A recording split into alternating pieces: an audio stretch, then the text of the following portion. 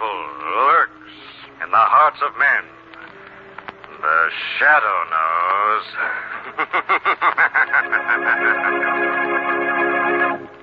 Now, the Carey Salt Company, producer of salt for every farm and home use, brings you the thrilling adventures of the Shadow, the hard and relentless fight of one man against the forces of evil.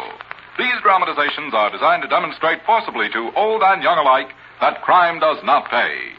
In just a minute, today's exciting adventure will begin. But first, have you farm folks heard the news? Yes, sir, it's great news. Your copy of the new 1947 Carey Farm record book is waiting for you now. Be sure you get it at your Carey Salt dealers. Say, this big 1947 edition is even better than last year. It gives you everything you need to maintain a complete check on farm expenses and income.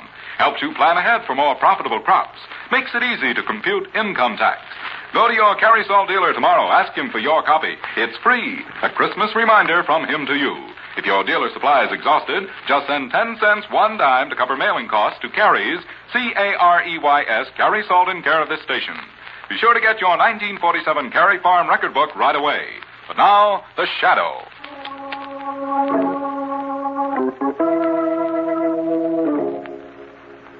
The Shadow, who aids the forces of law and order, is in reality Lamont Cranston, wealthy young man about town. Years ago in the Orient, Cranston learned a strange and mysterious secret, the hypnotic power to cloud men's minds so they cannot see him. Cranston's friend and companion, the lovely Margot Lane, is the only person who knows to whom the voice of the invisible shadow belongs. Today's drama, Murders on the Main Stem.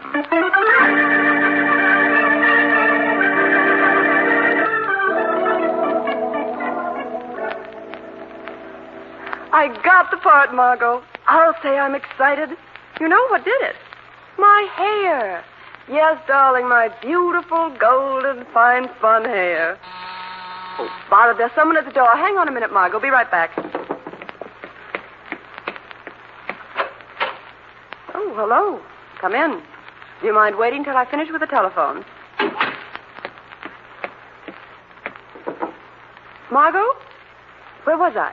Oh, yes, telling you how I got the part. Well, I knew they were looking for a blonde actress, but I didn't think they'd go that crazy over my hair. What do you want? Let go of my throat.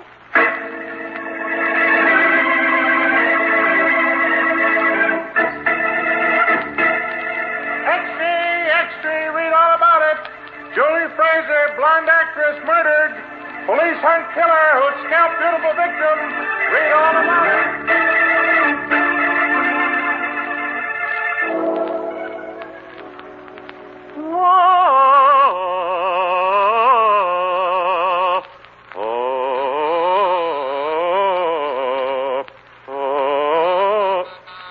Always interruptions. Coming. Oh, it's you. Well, come in, but you'll have to wait till I finish practicing. Here, you can read the review of my last engagement. I had them, how you say it, in the aisles. Now, quiet, please.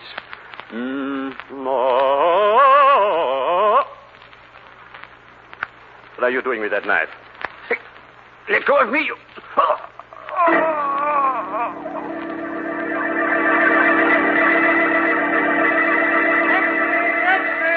Famous French ballad singer stabbed his throat. Mystery killer strikes again. Extra.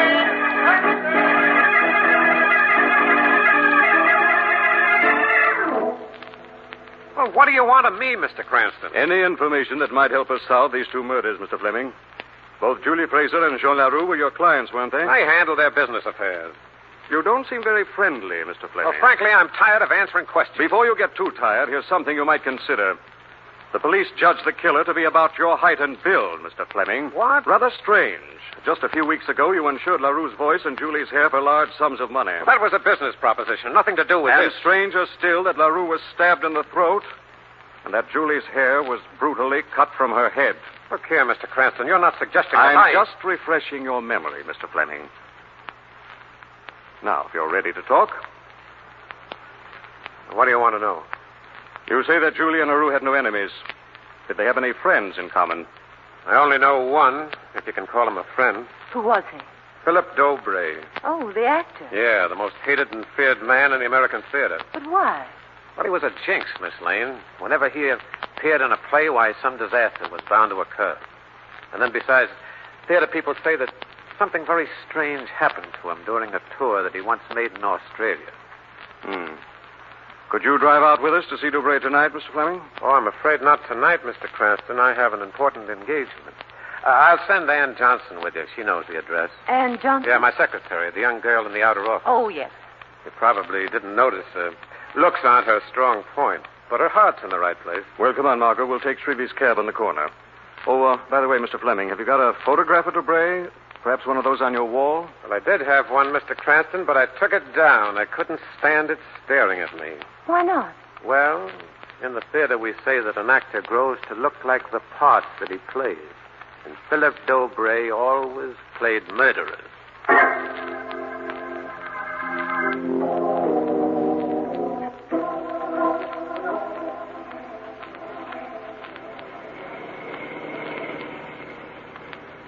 Say, this is a pretty unsavory neighborhood, Mr. Cranston. It's pretty unsavory. You sure this is where you want? What about it, Miss Johnson? Well, I'm sure it's the right street this time. I've only been out here once before. You came out with Julie Fraser? Yes, Miss Lane. Did you know Julie well, Miss Johnson? Oh, no, Mr. Cranston. Though, of course, I saw her around the office all the time. And poor Mr. LaRue, too. They were both such lovely people. Who do you think killed them, Mr. Cranston? I don't know. Have you any ideas? Well, Mr. Cranston, I'd say a nut, I'd say. You better slow down here. Okay. Which is the residence we're looking for? Which is the residence? You can't see it from here. The entrance is through that iron gate. All right, then I'll park here. I never seen a house with so many trees around it. I never seen. It's kind of spooky, ain't it? Wait for us, Shrevey. Okay, Mr. Cranston. I'll be waiting, but don't be too long, don't be, please. We just go through this gate here, as I remember. It's so dark. And then down the driveway here to the side entrance. Mr. Dobre certainly makes it difficult for us visitors. Look at the yard. Gravestones. Waiting to be carved, apparently. Let's go back. This place gives me the creeps. Wait, hold it. Something's moving over there. Mm-hmm. Come out, you. I've got you covered. Now, don't shoot. Mr. Fleming. Ann. And Mr. Cranston. What are you doing here, Fleming? I thought you had an engagement. Well, it was called off right after you left the office, Mr. Cranston, and I came out here to join you. What was the idea of hiding from us? Well, I got rattled, I guess. Something weird is happening over in Dobre's house. What do you mean? Well, I could swear I heard Julia's voice. What? Quiet. Dobre's coming out. Who's there? Who's spying on me? Show yourselves, you villains, or I'll slit your throats. Strange. I was sure I heard voices. He's going back in. So that's the great Philip Dobre. He's handsome, I must say. Yes, isn't he? I'll bet women fell for him in his day. No. Please don't kill me, please. Listen. I don't want to die. Give me another chance, please. Please. Julia's voice. What? But it can't be. Julie's dead. Stay here, all of you. I'm going in to find out.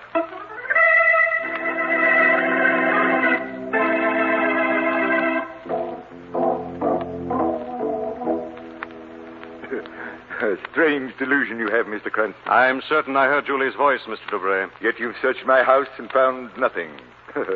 But then the imagination can play tricks on the mind of man. As an actor, I should know that.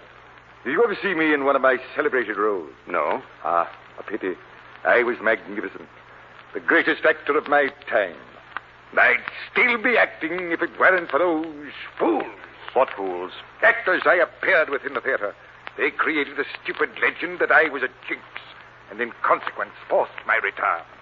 I hate them. Every last one of them. Someday I'll get my revenge. Looks like you've already started. What do you mean? Julie and LaRue were actors. Are you suggesting... How dare you? Oh. Mr. Dobre, what is it? Oh, it's nothing. It'll pass. There. That's better. Now you'd better go, Mr. Cranston. There's nothing in my house to interest you. Perhaps there is. Your home is luxuriously furnished, yet you've been retired for years. Where did you get the money? Did Julie or LaRue give it to you? What are you getting at? You had some kind of hold over them, blackmail most likely. You milked them for all they were worth. Then when the game got too dangerous, you got rid of them. Mr. Cranston, I've asked you once to leave my house. Now get out, sir. Get out, I say.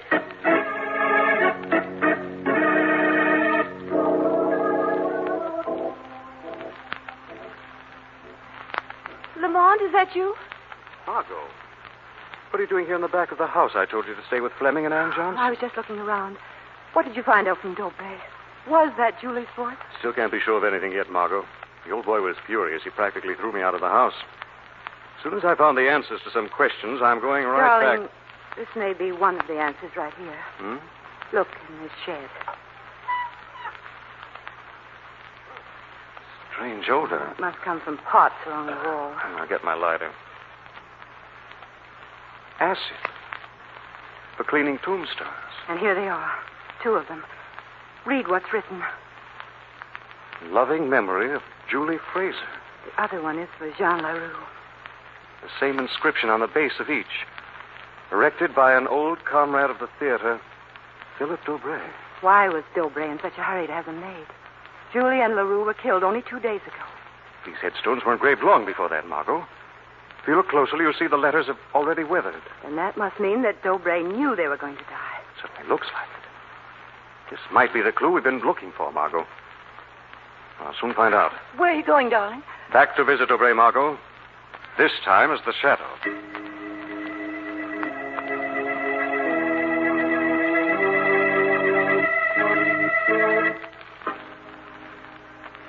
That interfering fool, Cranston, tried to pry into my secrets, will he?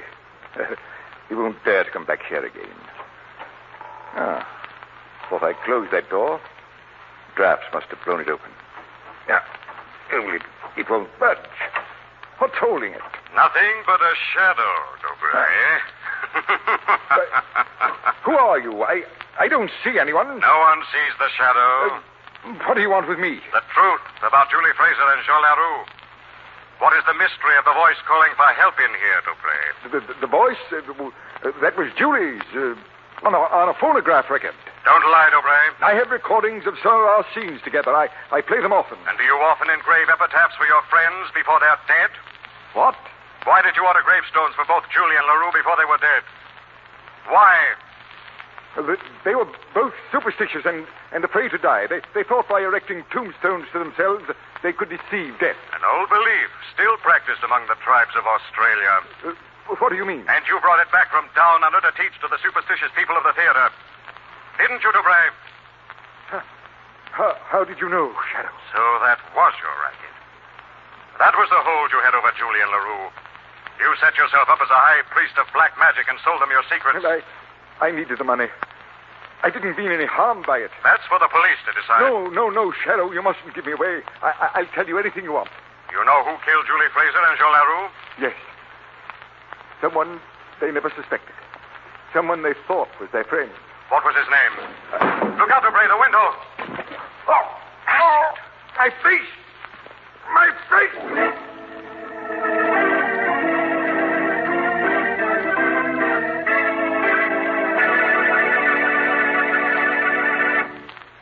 We'll return to the Shadow in just a moment.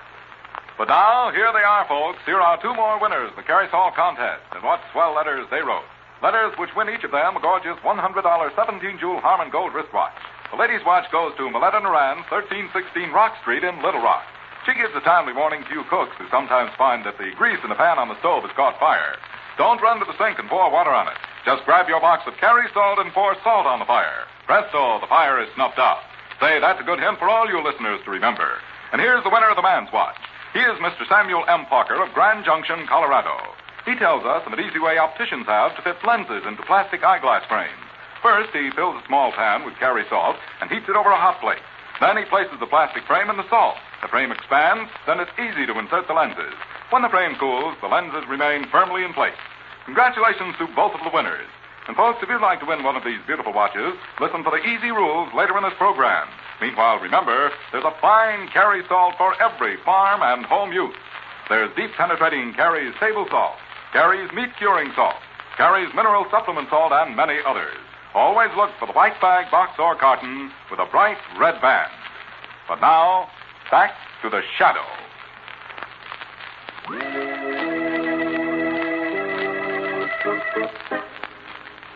Philip Dobre, the weird old actor, was about to tell the Shadow the name of the mystery killer when a pot of acid was thrown into his face.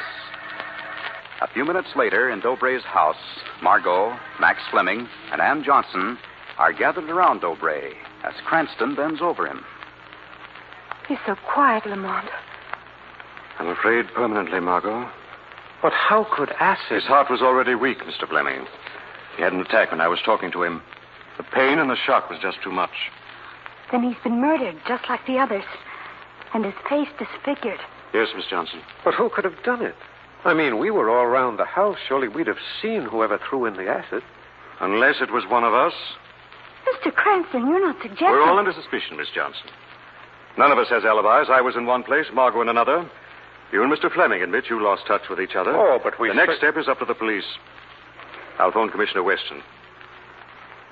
Wait a minute, what's that? What? Something shining on the floor. It's a piece of velvet sewn with sequins. Mm-hmm. Could Dobre have dropped it? Oh, Margot, I'd have seen that. It must have been thrown in the window. Here, let me see that. Huh. Where have I seen this cloth before? Think hard, Mr. Fleming. I have it. Julia wore a costume made of it in our latest play. Are you sure? Almost positive. It was a play about the French Revolution, as I remember. Where would the costume be now? Stored away in Raff's theatrical warehouse. I'll soon check up if you're right. Shreve's still outside with his cab. But, Lamont, if the cloth was dropped on purpose, maybe it was to lure us to the warehouse. A trap. I hope so, Margot. And I hope we find the killer there waiting to spring it.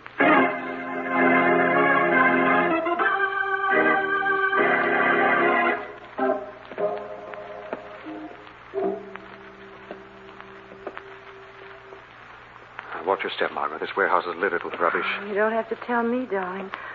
And these ropes hanging down, bumping in the nose every 2 minutes. It's horrible in here. Do we have to go on? Just a little further, Anne. We're almost at the costume. The very idea of a murderer lurking somewhere, even if it's one of us. Well, now, don't be frightened. Here, I'll take your arm. Oh, Margot, you all right? yes, darling. And look what I've discovered. A lovely old spinet. It's been years since I played one. Well, you certainly have a beautiful touch, Miss Lane, and beautiful hands. This is hardly the time for a concert, darling. Oh, sorry. Well, we're closest now, Mr. Cranston. Ah, yes. You see, there's the guillotine. Guillotine? It was used in Julie's last play, the one about the French Revolution.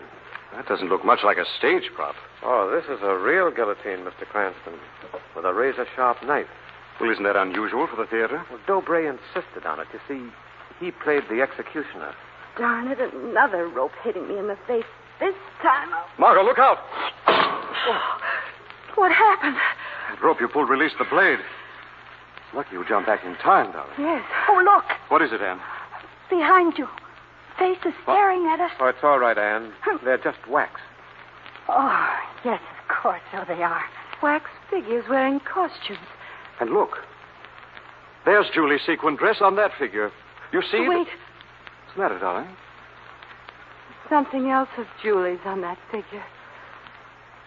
Her hair.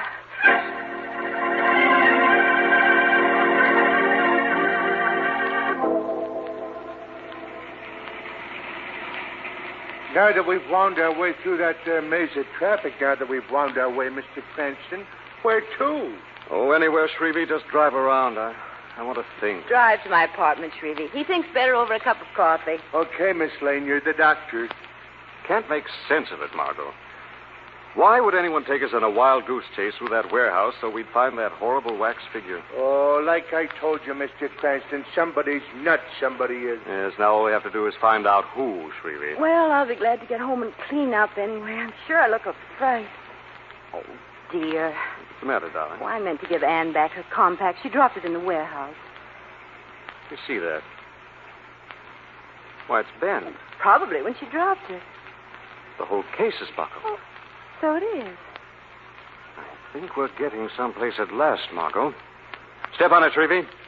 You've got to drop Miss Lane off at her apartment. Nonsense, darling. If things are popping, I'm going with you. Now, listen, Margot, this is serious.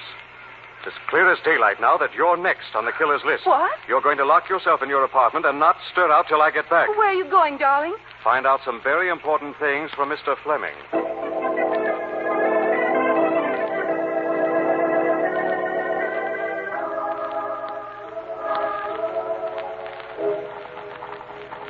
Oh, dear, I can't let that coffee perk forever.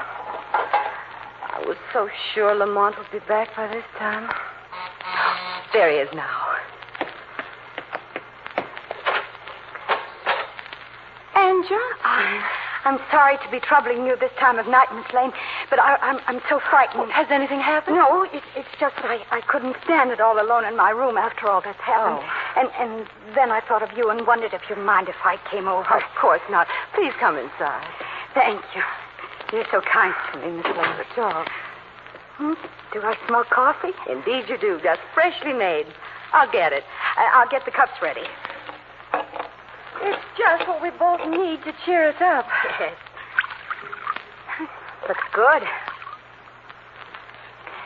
It is good. Well, it's hot anyway. Yes. Does Mr. Cranston know who committed these awful murders? Yes. I'm afraid it'll come as a shock to you, Anne, but you'll have to know it sooner or later. He believes Max Fleming to be the killer. Oh, and to think I've been working right with him in the office all this time. Well, it should be a relief to know you don't have to go back. Yeah. Except I don't know what I'm going to do about a job now. What were you doing before? I had a small part in a vaudeville act. Oh, that's interesting. I didn't know you were on the stage. Oh, excuse me, Anne. I don't know why I'm yawning like this. I suddenly feel so sleepy. I know. It's like your brain is floating away. Exactly. How did you know that? Because I put the drug in your coffee, Miss Lane. You what? It won't put you all the way to sleep. Just make you numb so you won't give me any trouble. Trouble? What are you talking about? You'll see what I'm talking about, Miss Lane, when we get back to the warehouse.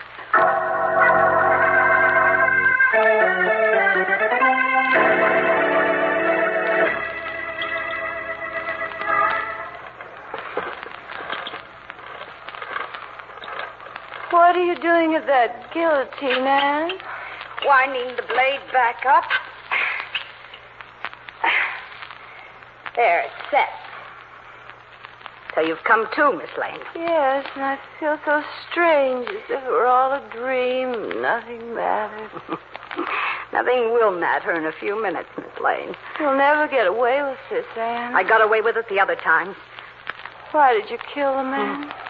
Julie never did you any harm. I couldn't get her pretty face and yellow hair out of my mind. Why couldn't I be like that instead of plain and dumpy? So I had to put her out of the way. Jean LaRue? Everybody was always talking about him, praising his voice. I couldn't stand that. Oh, but no one praised Philip Dobre. Yes, Miss Lane, you did. You called him handsome. Well, he wasn't handsome after he got that acid in his face. And you're not well. You need help. Care. Stop talking like that. But it's true. You don't know what you're doing. Untie my hands, please. Yes, I'll untie them. Mr. Fleming thought they were so pretty when you were playing the spinet. Maybe he'll think different when the guillotine's through with them. No. Come on, stretch your hands out. Oh, please. Then I'll drag you over. You're as light as a feather to me. Something's holding me. What is it? The shadow, Anne. Let go of me. I'll make you let go. You're strong, Anne. Strong enough to twist a metal compact in your bare hands. Not as strong as the shadow. I'll show you. Convinced, Anne? You win, Shadow. I give up. That's better. Now untie that girl. Let go my hands. All right, but... Anne, come back here. You'll never get me alive, Shadow. You fool. They'll say I'm mad. I'll die first. Let go of that rope.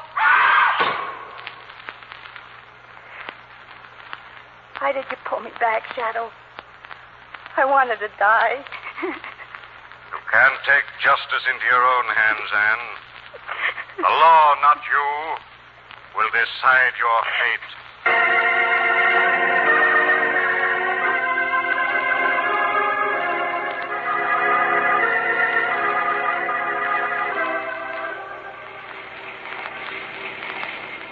Well, Mr. Cranston, didn't I say right along it was a nut?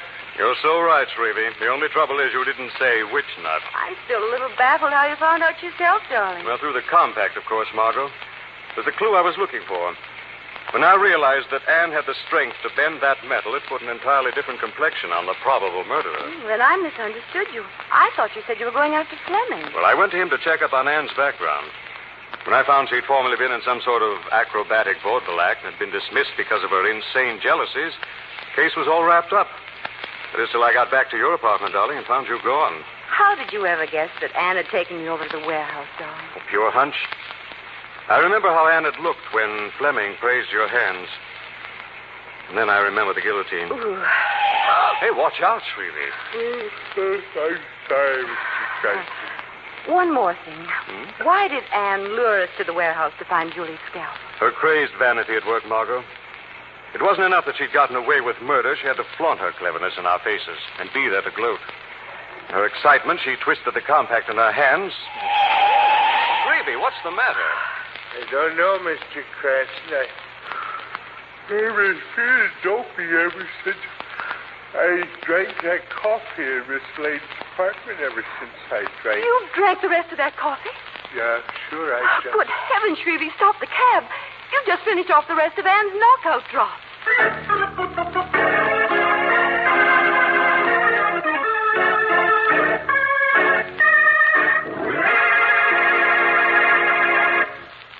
Friends, do you know some new or unusual way of using any Carry Salt?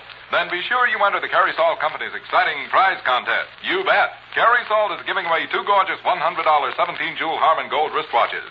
One man's watch and one lady's watch every week. And you may win. Listen to these easy rules. First, write 100 words or less describing some new and unusual way of using any Carry Salt product.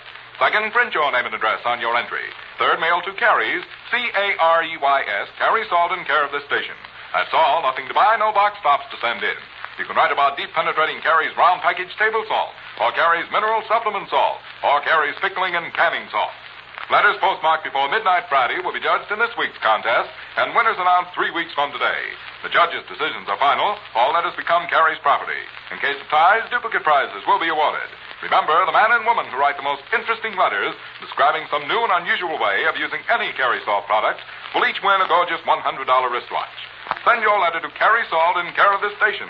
Better jot that address down now. It's Carry Salt in care of this station. Mail your letter today. This story is copyrighted by Street and Smith Publications, Incorporated. The characters, names, places, and plot are fictitious. Any similarity to persons living or dead is purely coincidental. Again next week, the Shadow will demonstrate that The weed of crime bears bitter fruit. Crime does not pay. The Shadow knows.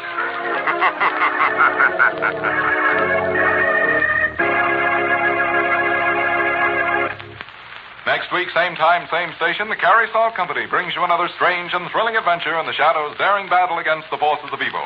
Remember, there's a Carry Salt for every farm and home use. Look for the package with a bright red band.